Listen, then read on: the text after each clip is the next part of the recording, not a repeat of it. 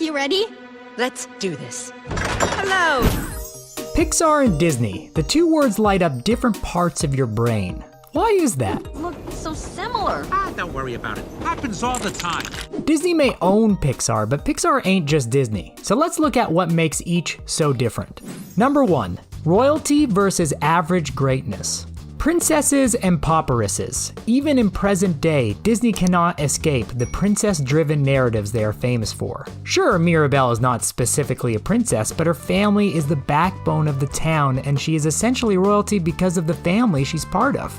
With the exception of Turning Red and The Incredibles, Pixar wants you to know it doesn't matter where you come from, if you're royalty or if you're just a rat.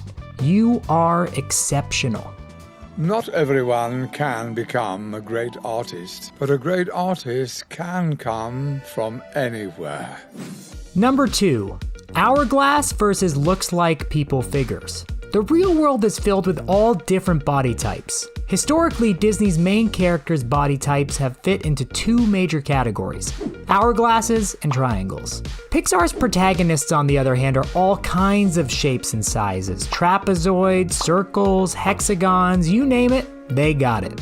Turning Red's creators specifically emphasized they wanted to animate girls that really look like 13-year-old girls. Minus, the massive animated human eyes.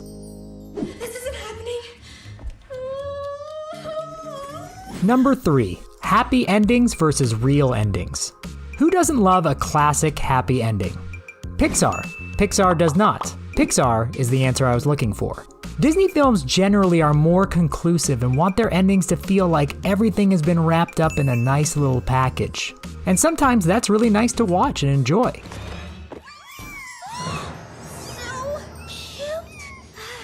Pixar, however, is willing to let the audience sit with a bit of discomfort and challenge their audience a little more.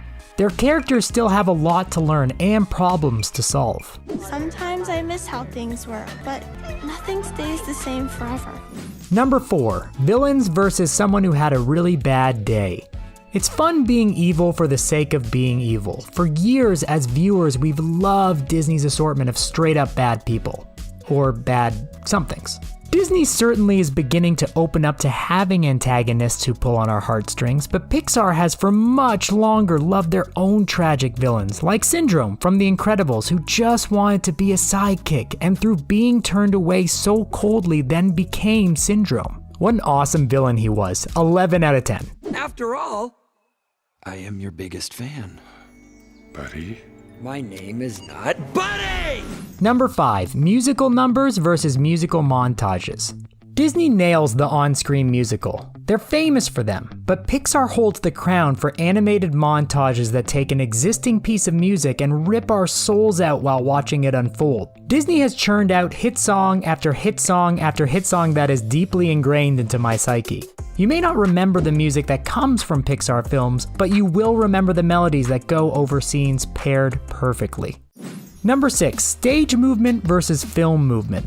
This one is a bit heady, apologies, but you're already here, I know you're into this stuff. Disney's characters move and perform like they are on a stage facing an audience. Pixar's characters tend to move and be animated in a more on-screen, dramatic way. Yes, they are animated characters, but they move and perform as people in an enclosed space around the other actors in a grounded way, like the argument scene from The Incredibles. It feels so lived in. Have I mentioned The Incredibles? It's really great. This is not about you!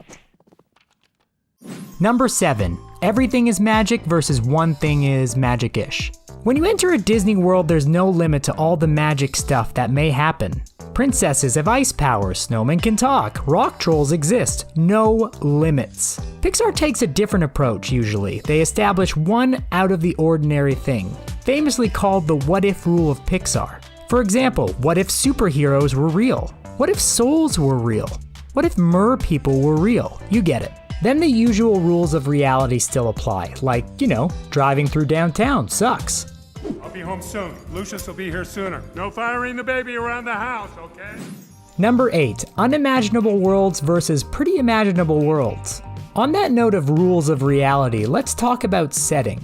Disney loves to take you into new, beautiful worlds that are hard to imagine. Pixar will take you into a new world, but they're not trying to reinvent the wheel, so to speak. Pixar is like, okay, it's like a restaurant, but instead of people, monsters eat there. Done. Print it. All joking aside, Pixar is trying to bring the groundedness to these larger-than-life characters. I'm just saying, I'm not knocking it, I like it. Grab your stuff. Go on, get on the... Put your homework in your pack. Bye-bye. Number 9, kid-oriented design versus adult-oriented design. Let's keep this one simple. Disney's characters used to be way less likely to show up in pop-ups that attempt to take you to more mature websites. Until Pixar showed up, then Disney took a page from their playbook and a character named Aunt Cass appeared. Then things changed. Sassy housewives want to meet you! They do? Disney knows exactly what we're talking about here. Enough said. Number 10, young protagonists versus any protagonist. Age is just a number, man. Not for Disney. Disney, as of late, shies away from following protagonists who are older than 24. Pixar, on the other hand, will tell a story about anyone, no matter the age. Doesn't matter if they're 42, 78, a robot, Pixar wants you to know they are story-worthy. Over the last decade, Disney's characters average out to 18 years old, while Pixar's characters average 23, which isn't a big difference when we put it like that, but still. All right, you get the gist. She sings to it, she turns young. Creepy, right? Number 11, off-screen demises versus facing the facts. Every Disney screenwriter has a button called the villain falls to their demise button, and they push it all the time. One might say they're a bit hesitant to get too real, well, except for that one scene in Tarzan.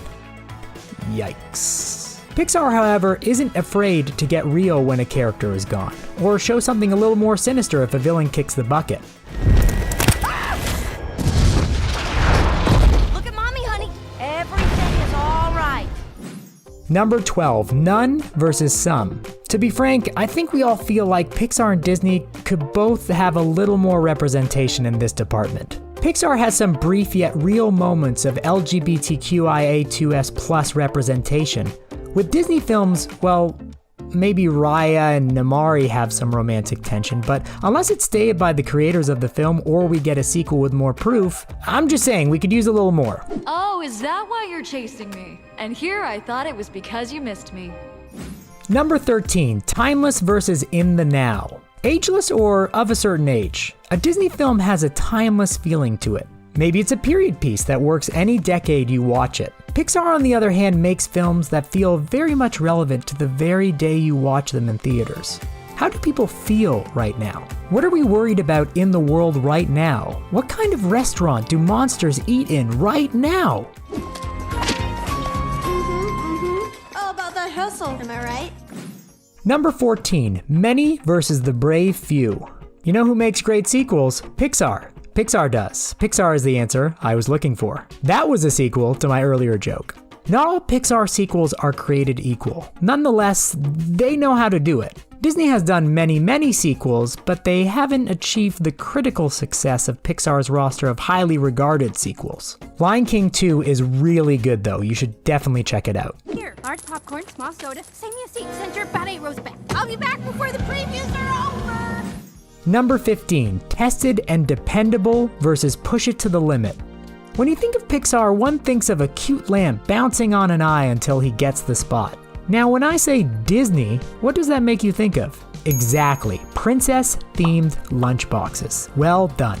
This is part of what makes their reputations differ. A small amount of hot tea here, I do love me a Disney film, but the average Pixar film has an 89% on Rotten Tomatoes, while Disney animated films have an 80% average. Both great scores, but you know, people have noticed. But with great reputation comes great responsibility. Pixar is known for pushing the envelope, so if they maybe make a more lighthearted film that doesn't challenge us, people notice. Luca received a few very Luca-warm reviews for this very reason. You should now feel less weird about believing Pixar and Disney are like salt and pepper. Both good, just not the same. Is there anything you noticed that wasn't on this list? Feel free to share below. If you enjoyed it, please like and subscribe so you don't miss out on more news about your favorite animated movie things. And thanks for watching The Things Animated.